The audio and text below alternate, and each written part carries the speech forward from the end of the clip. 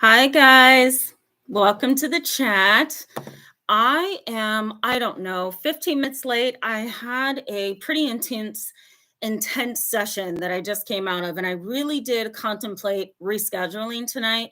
But I thought, no, I'm going to go ahead and do this live because a lot of you have been asking me to focus on this topic tonight. So here I am. As a matter of fact, I'm going to bring up some of the things that I've been dealing with this week with clients that has a lot to do with fear, the chemical and biochemical response to fear, and just really struggling with where they are in terms of family, where they are in terms of healing from walking away from family. So, we're going to touch a little bit on that tonight. And I'm also going to talk about the biochemical response to fear that I think is going to help you understand why it's hard for you to cope with being alone in your family. So, I see a lot of you on the chat here. So let me go ahead and just address some of this. Hello, Dragon Man Sasson. Thank you so much for the love. Says not a problem at all, Miss Tamara. Thank you. I appreciate that a lot. Thank you so much, Auntie Lou. She says that's okay. Hi, Sean. I see you here. Hi, Fairy Girl. Kevin the Oculus, nice to see you on the chat. Cherry's Jubilee. So I'm just going to start calling you guys the Tan Fam. That's what I'm going to start doing. Salem, Kibram, nice to see you. I don't think I've ever seen you on the chat before. Kathy, Liberty Kin, welcome to the chat. And I think I got all of you. Yeah, I think I got all of you. So welcome to the chat. So glad to see you. Hi, Caitlin Brown. Hi, oh God, I'm going to mess this up. Annabus, is that right? She says, hello, Tamara. Hello to the chat. Yeah, hello. Glad to have you. Cheryl, nice to see you again. George, lovely. Glad to see you. Victor, hi. Nice to see you too. My goodness. Mark Armstrong and the Right Group SEO. You made it. You made it. I love this. I love this. I love it. And Fairy Girl, of course, with her dabs, So you really start to know your subscribers, your online YouTube friends, and it's just so awesome. Hi, Deborah. I see you there. Welcome. All right. So, and thank you so much for the love. So let's jump in. Okay, I'm going to give you a little bit of I think a neurological and physiological understanding of fear.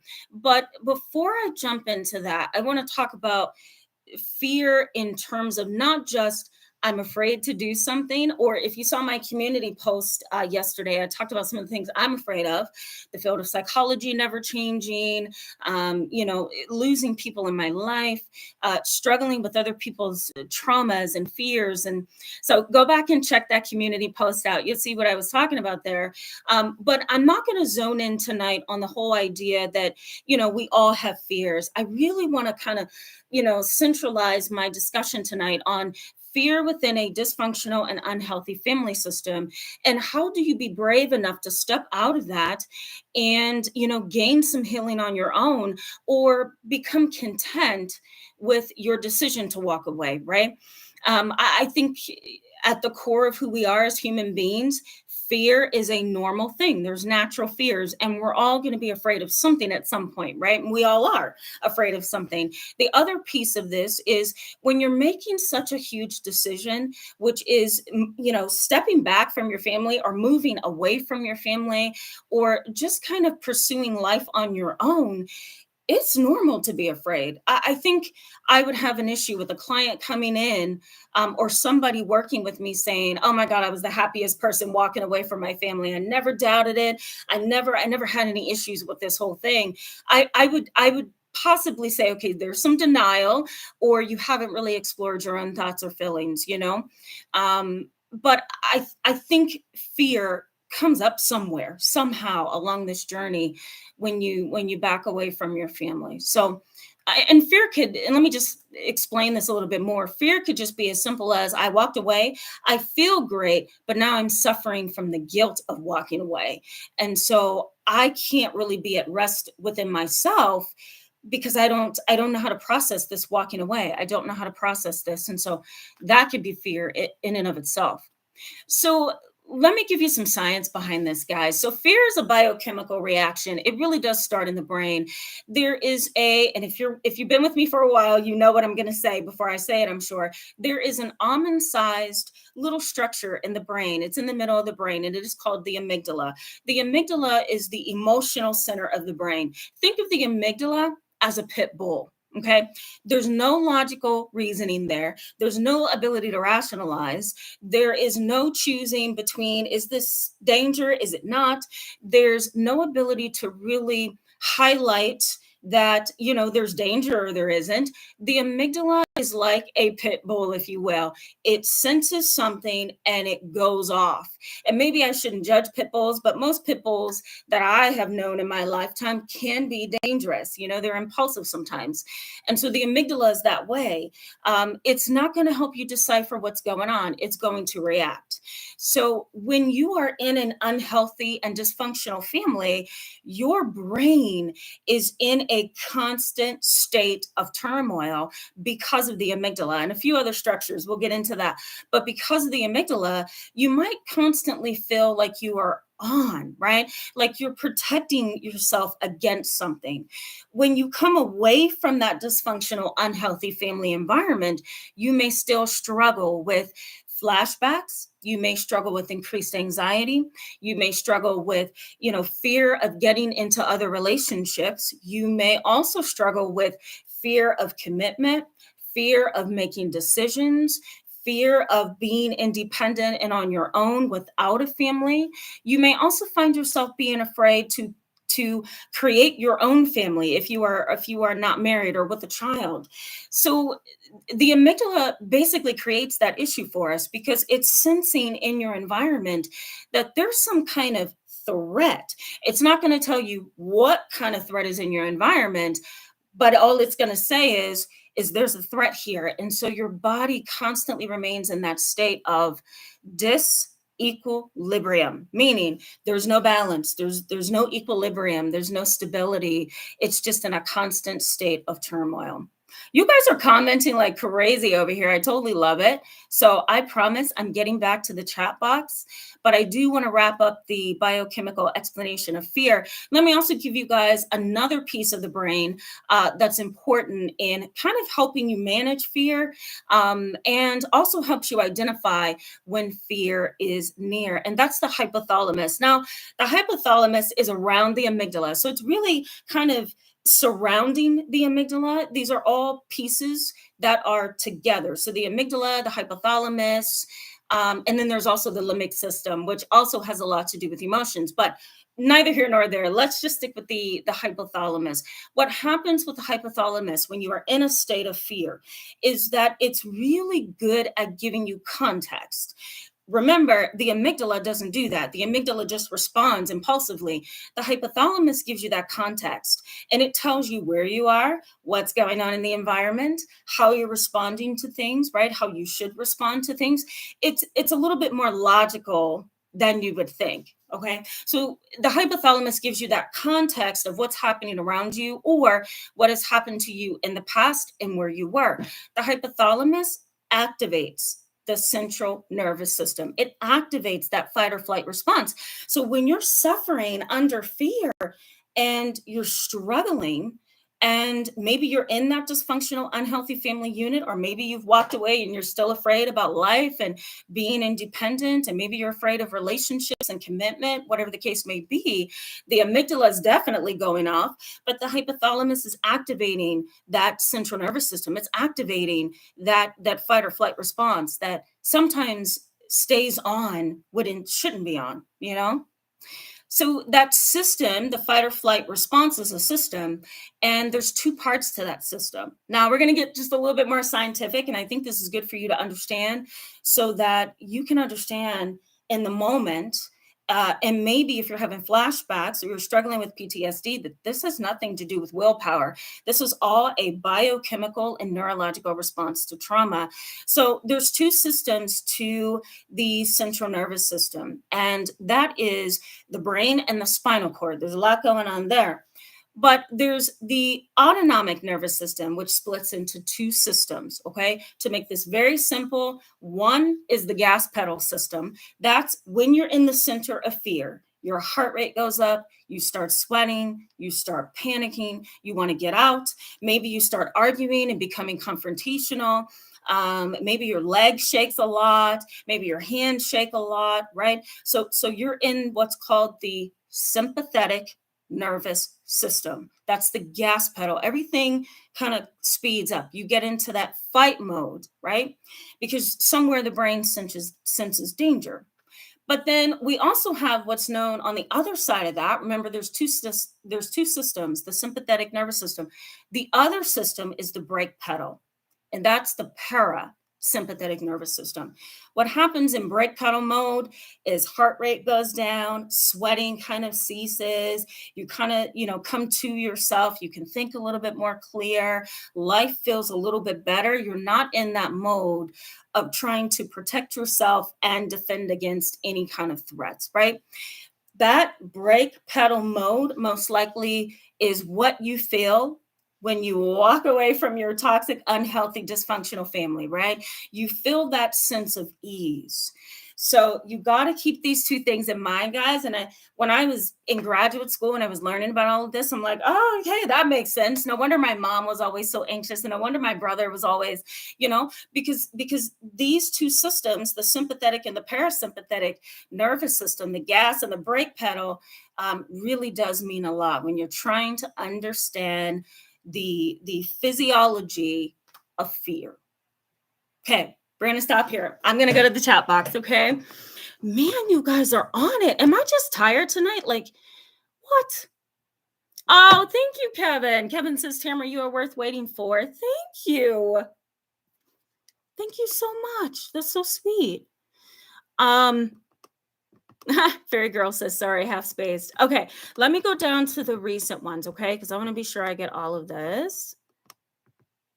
Yeah, happy to see you too, George. Thank you, Mark, for the reminders. All right, so let me go here. Deborah Olander says, hi, I've watched your chats before, but this is my first live. Welcome to the chat. So glad to have you. Nice to be here in person. Yeah, glad to have you. Glad you're here. Yeah, I see that. Salem, I think, or Salam. Yes, says, yes, I am new. I hope I got that right. I'm sorry if I did not. Okay. Joanne Robinson says, hello, Miss Tamara. I discovered you just a day before. You explained so much for me. Hi, Joanne. Welcome to the chat. Thank you so much. And I'm glad that you found my videos helpful. Thank you. Deborah says, I walked away 6 years ago now. Incredibly difficult, but worth it. Yes, it is incredibly difficult because, and I'm going to highlight a little bit of this before we get back into the topic. It is incredibly difficult. And part of that, I think, is because, and you guys know this who have followed me for a long time, that there's this sociological and cultural idea that we're not supposed to take a defensive stance against our families, that we should be embracing our families and connecting to them no matter what. But what that poor ideology fails to mention, and I think it's a very poor ideology, is that there are some people that do not, number one, have families. Some people are adopted or fostered or given away. They don't have a family. The other piece of that is trauma, toxicity, intergenerational trauma, behavioral patterns, personality disorders, mental illness. I mean, the list can go on.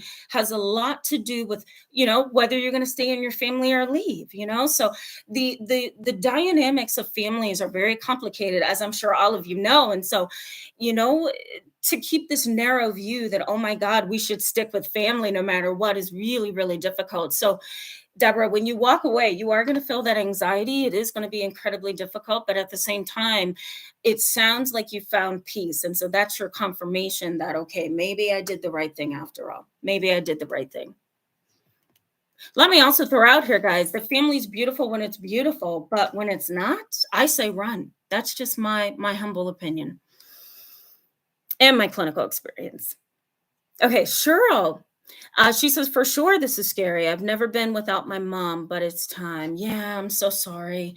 Yeah, and let me just say this for you, Cheryl. You may walk away from mom, get strong and confident, and get better in terms of like become your best self. And you may realize that okay, maybe I need to go back to my mom and try to make some things work or something. So just because we walk away from our family, I want to make sure I put this out here. Just because you may walk away from your family doesn't necessarily mean it's going to be forever. It could just be a temporary fix. So, um, Mark says everyone fears the unknown, but walking away eventually guilt free became easier with discard and cutting off contact with guilt shaming, flying monkeys, and enablers. Yeah, absolutely. So everyone fears the unknown. Yes, 100% agree. But walking away eventually guilt free became easier. Yes. So over time, I agree, Mark. Over time, I think once you live life on your own without that family or that family member that's harming you, then you realize, oh, wait a minute, it's really not that hard. So you mean to tell me that this is going to be easy to save my sanity? And yes, it really is in most circumstances, not every, but most. Yeah, I see the right group. He says, "Yep, facts, agree." George says, "I've left my family, then came back because of the pandemic, and now I'm about to get lost again. I'm so sorry." Which it sounds to me like George, you felt the need to be with your family at the time, but then I'm sure the dynamics kind of got stirred up somewhere, and now you're probably like, "Oh my God, get me out of here," and that's really normal. Let me also say, guys, there's a little bit of a lag. I don't know why, so I apologize if I'm cutting out. Let me know if that's happening. Cheers, Jubilee. I love this discussion. I need to go all the way back to the beginning to get back to where you are, but I see your comments. I do. I don't want you to think I'm not seeing you. I'm seeing you. Okay, Auntie Lou says it's so exhausting, even when you defend your boundaries. It is. It really is. Trying to make things work with a unhealthy, toxic family, and then trying to say, "Here's the boundary. Please don't cross it." That's beyond difficult in most unhealthy families. Okay, so you guys are talking about CPTSD. So I will come back to that for sure. So Caitlin Brown says, I feel I have ingrained fear from my dad in childhood, but hope to overcome that soon. Life not meant to be lived in fear. Yeah, I totally agree with that. Let me just say though, and before we jump back in, I put in my community post yesterday that fear is a natural response, and sometimes it's a good response because one thing I have learned clinically and personally, and my mom instilled this in me at a very, very young age, that fear is a detector. Fear lets us know when something isn't right. And so if we're in the middle of our, fear responses, then, we need to question, why am I feeling this way? Is something threatening me right now? And if you're in the midst of your family and you're feeling fear, anxious, nervousness, that's something to think about. If you're excuse me, if you're somewhere trying to mingle with someone and you're starting to feel afraid, that's a sign. So fear is not meant to be lived in. You're right, Caitlin Brown. But if I reframe that a little bit, fear is also a detector, and it tells us when we need to get out, when something's just not right. So I'm glad you brought that out. I'm glad you brought that up. So okay, I think I can go ahead without drinking some water. Okay, so let's just jump back in. Okay, guys. So we left off at talking about the central nervous system, the brain and neurobiological responses of fear. Now, what is problematic fear, right? Problematic fear, I think, and you guys are free in the chat box to give me your definition of what problematic fear is. But my experience working with families, working with adults who are dealing with this is Problematic fear seeps in when you know you need to get out of your family and yet you stay there. So you stay there, you continue to be engrossed within the family dynamic, even if it is unhealthy. You really do stay stagnant. There's no progress. That is problematic fear. Fear, again, as Caitlin Brown said, is not meant to be lived in necessarily, but as I pointed out as well, it can also be a detector. So if you're in an unhealthy family and you're trying to get away or you have gotten away and yet you still feel fearful, then you are stagnant and there is no progress. Maybe in the next live chat I'll talk about how to get out of that and how to make some progress beyond your fear. But problematic fear can really keep you stuck in an unhealthy family dynamic. You also tend to stay in abuse. You stay in the trauma bond. You stay in the manipulation. You stay in the triangulation because of fear. Fear kind of, it's kind of like quicksand, right? You step your foot into quicksand and you just automatically sink. Well, that's fear. And so when you're really standing in the quicksand, right, then you know fear is taking control of me. I can't get out of this. Fear may also kind of be displayed as anxiety. Some people think those are two different things. And while it may be in some ways, fear and anxiety tend to be like sisters. They kind of go hand in hand. So if you feel yourself anxious or you're having a panic attack or something's going on, you might want to ask yourself, am I afraid of something right now? Is something going on? So fear can be displayed in that way as well. Anxiety. Also, fear kind of keeps you dependent. It keeps you dependent.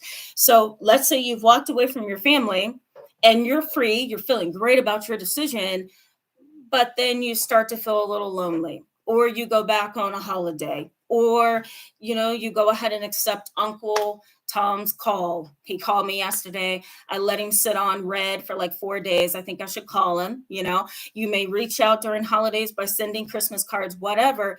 That's where you want to pause and say, am I stuck in fear? Is my fear of completely walking away from my family making me dependent on them in a sense, right? And unfortunately, when we are dependent emotionally and psychologically on our family, it keeps us stuck because we can't see life outside of them, even if we have walked away. And let me know, guys, if this is something that you've dealt with, leaving your family and still feeling like you need them in some ways, or staying in that family abuse and toxicity because you're afraid to walk away. So let me know if you've experienced that. I think too, phobias, anxiety disorders, depression, impulse control disorders, poor attention, PTSD, complex PTSD, all of that can get triggered when you walk away from your family because of fear. Kind of living the unknown and being on your own and really having to reframe and change your perception about life and family can really trigger some mental health conditions over time. And it can also trigger PTSD and complex PTSD. The brain kind of gets shocked when you leave your family. Your brain kind of experiences a culture shock. It's like, oh my God, I just left my secure system. I just walked away from my family. I left something that's familiar. I left a support system, perhaps. I left people that I really didn't want to be a part of. They hurt me, they abused me, but it's still lonely without them in some ways. I have some clients that still feel they made a horrible decision walking away from their family, even though they were abused. So you may be going through a little bit of all of that, and the brain is like shocked. And so depression, anxiety, PTSD, phobias, sleep disorders, sleep paralysis, all that stuff can come up as you try to live life outside of your family. All right, I want to go back to the chat box. We're going to jump back in, then we're going to say goodnight. So let me go back to the chat box, guys. Okay, let me stay on track here. Mark says, oh, geez, I lost you, Mark. Bear with me, guys. Okay, hold on. I got to find where you are. Series Jubilee says, I am so very free. Yeah, that's good. Thank you, Cheryl. I see your comment. Hello from Delaware. Is it Shayna? Shayna, nice to see you. Welcome to the chat. NJ, welcome to the chat. Glad to have you. I don't remember seeing you before. They say I have disconnected from my family as well. They use my teenage son to get close to me. Very selfish, but I have learned and it is not working. Yeah. Sounds like maybe some kind of manipulative family dynamic there. I'm glad you kind of figured that out, and I'm glad that you see the pattern of, wait a minute, they're using my son to get close to me because now you can pump the brakes with them and put up that boundary. It's easier said than done, but hopefully you can put up that boundary. Breezy, be easy. Nice to see you. Glad to see you on a live. My goodness. Auntie Lou says, my toxic mother keeps calling. I know she wants to discuss or gloat about my father's death. They broke up years ago, but we've been ignoring her calls. I just want to move on. Yeah. And so you may have to ignore their calls, as hard as that is. Now, if this were me in your situation, Auntie Lou, I would have a hard time pumping the brakes and not answering the phone. I'm just going to be honest with you. I would really struggle with the fact that I have the power to pick up that phone, but I can't do it. And that's my own stuff, right? That's my own stuff that I've had to deal with over time and work on over time, just really putting up that boundary and saying, you know what, I don't owe you anything. But if you know, Auntie Lou, that it's healthier for you not to answer the phone, then don't answer the phone. And if that's what you need to move forward and move on, it is what it is. It has to be that way. So I would stand your ground, stand your ground for sure. Blessed in every area of my life. Welcome to the chat. I see you retracted a comment, but I do see that you're on here. So nice to see you. All right, let's keep going. Blessed in every area of my life says, I am done with my family for good. They hate me. Oh my God. I really hope they don't hate you, but you know your family. And so if that's what you feel in here, that's what it is. And so those are your justifiable, I'll put it that way, your justifiable emotions. And it doesn't matter what they say, right? Or what I may think or anybody else, you know that that's how you feel. So if you need to slam the door shut, slam the door shut. It's your sanity and your heart. So I'm definitely for you.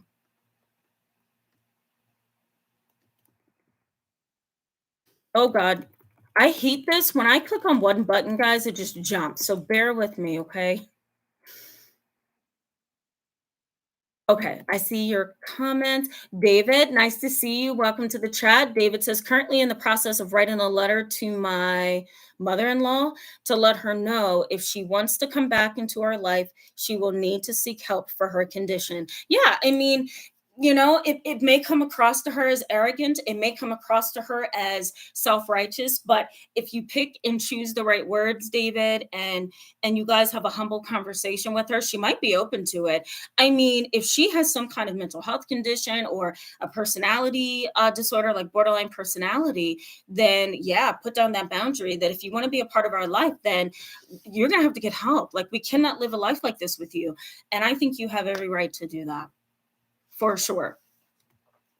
Joanne Robinson says, my family is so toxic. There's at least one person with each personality and trait you spoke about. Yeah, I'm sure. She says, my last relationship I was trapped in for 5 years. And he was also my cousin. I almost killed me. Wow. Gee whiz. Well, Joanna, let me just say, stay tuned for, is it next Sunday?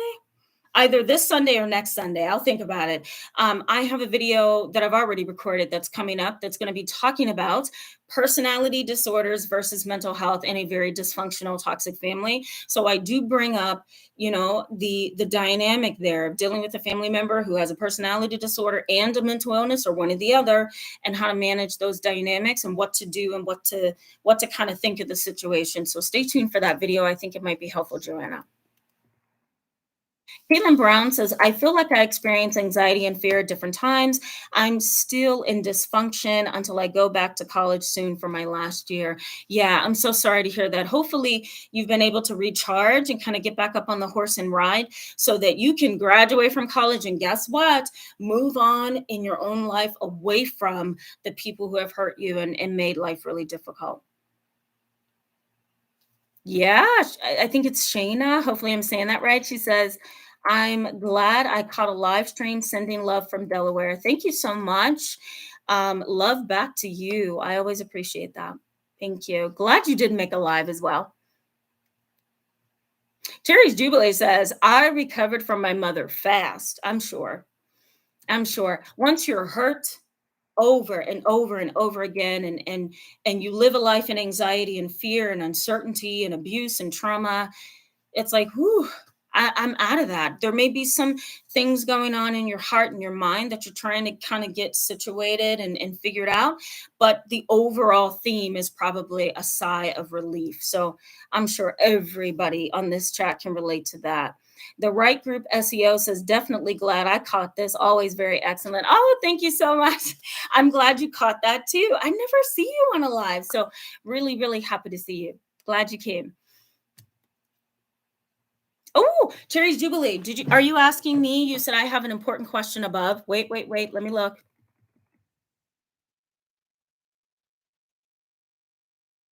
Ooh, okay. Cherry's Jubilee. Send that to me again, please. Because it's so many comments, I can't find it. So if you have a question, please send it to me again. I promise I'll get to it before we wrap up in like 5 minutes. Okay. Salem says, how can I have a chat with you privately? Oh, okay. I thought you were going to ask me, how can I chat with my family members? How can I chat with you privately? Email me. Go ahead. Feel free to email me. My information will be in the description box after this live. You can definitely email me. I have a lot of people that reach out to me during the week, during the day, during the hour. So if something comes up where I can't get right to you, just know you are on my list. I don't even know where it is right now, but you're on my list. So feel free to email me at my email address. And of course, my office number, but you're going to get a better response from me if you just email me.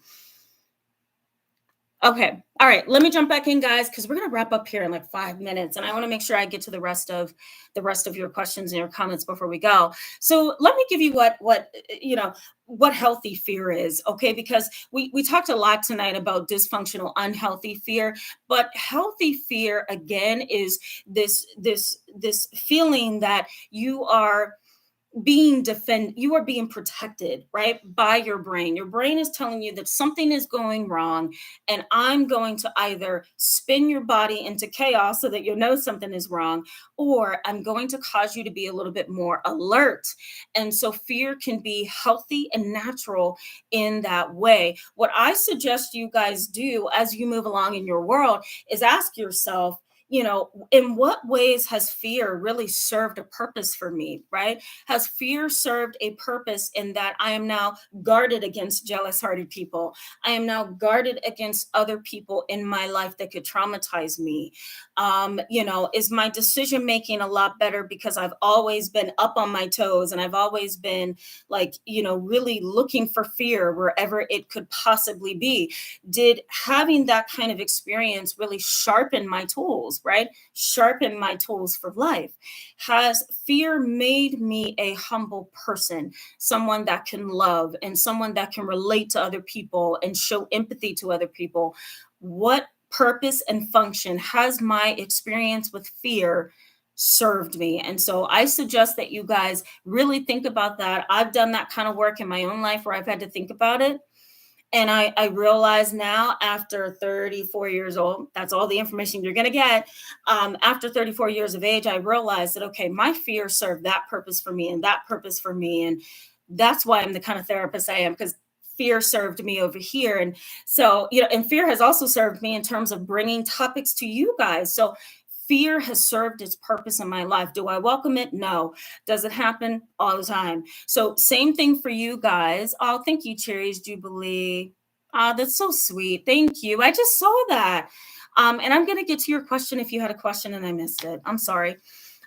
But fear has served a purpose for me. And so I want you guys to kind of explore that on your own. What has fear done for me? Journal it, think it through, whatever you need to do. Has it served a purpose? I also think too that we can be conditioned to experience fear. So we have to kind of step back and look at ourselves and say, is this healthy? What I mean by conditioned fear is that something has happened to you over and over and over so much that now you have been conditioned, right? Conditioned, meaning you've kind of learned over time to be afraid to certain things. There's a concept you guys are probably well aware of known as learned helplessness. You kind of learn over time through experience and fear to kind of give up and throw the towel in and kind of take on this helpless mindset, you know. And so conditioned fear is basically the same concept, if I can say it, which is you have been conditioned to fear something because of your dysfunctional and unhealthy family and all the fear that maybe you experienced there. You now take that experience and somehow you reenact it in another relationship, or you find it really hard for you to unravel and untangle yourself from fear in your life because you have been conditioned to be afraid of everything. So you want to pause and ask yourself, and this is natural. This is natural. It happens all the time. Nothing's wrong with it. But what you want to do is pause and ask yourself, where am I conditioned to be afraid in my life? And what has conditioned me to be afraid? Is that getting in the way of me making progress? You know, feeling okay with my decision to walk away from my family, being okay with my decision to face this world on my own, right? So, what function has fear had in my life? And the other question I want you to kind of study and process is, am I conditioned to fear? Are there pieces of this puzzle that involves me being conditioned? Have I learned to be afraid of everything in my life? So that is healthy, and all the previous stuff we talked about is the unhealthy side of fear. So I'm going to get to the chat box. Thank you so much, George. I see you. I appreciate that as well. And I love all of you. I say that all the time, all the time. When I watch my videos back to post them online, I'm like, I tell them I love them all the time. And it's true because some of you I've had the pleasure of working with, talking to, really getting to know. So I'm not just saying that. I really do like you guys. So, and I appreciate the support. Let me just answer your questions here, and we're going to go ahead and wrap up because I'm so late to get out of the office here. I'm going to start with Cherry's Jubilee. She says, I am always here for the Tam fam. Yes, you are. Cherry's Jubilee says co-payments. Yes, right. Right. My office is pretty lively when it comes to co-payments. And I'm like, I'm just going to tell you this. I'm always grateful for those of you on my channel who donate. It allows me, by the way, to continue bringing this kind of stuff to you. So thank you for that. Sam says, love you too. Thank you, Sam. Hearts to you. Love you too. For sure. And then George says, Cherry's Jubilee started something. You're highly appreciated, Tamara. Yeah, I know. I think she is like the instigator of the chat. I really do. Like she starts the conversations, right? She keeps the conversations going. She's named the group. I might make you moderator, Cherry's Jubilee. You never know. You never know. Caitlin Brown. Oh, that's so sweet. Thank you. Hearts to you, Liberty Cam. Cheryl says, no money today, but I will pray. Thank you so much. Oh, you're welcome. And no, don't feel pressured to give. Do not. I'm here to support all of you. Please do not feel like you have to give. But I love you for it. So thank you. But do not feel like you have to. Kevin the Oculus says, try reading the 4 agreements. It has helped me. Yeah. Absolutely. Oh my God, Mark, you're like everywhere. It's Minority Mental Health Month. I love it. Thank you for that. Okay, let me go back. You're welcome, Auntie Lou.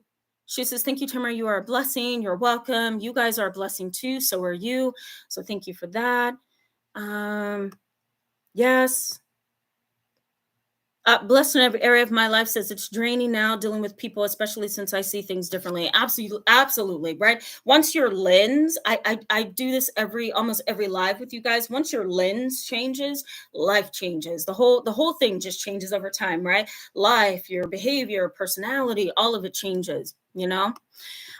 Sean, you might be my last one, Sean, that I'm going to read for the night. Sean says a good way to step out of the drama is to read the teaching of Anatta, which presents the notion that all of our self identifications are fabrications that are false and empty. Ooh, interesting comment. I have to do my research on that one, Sean.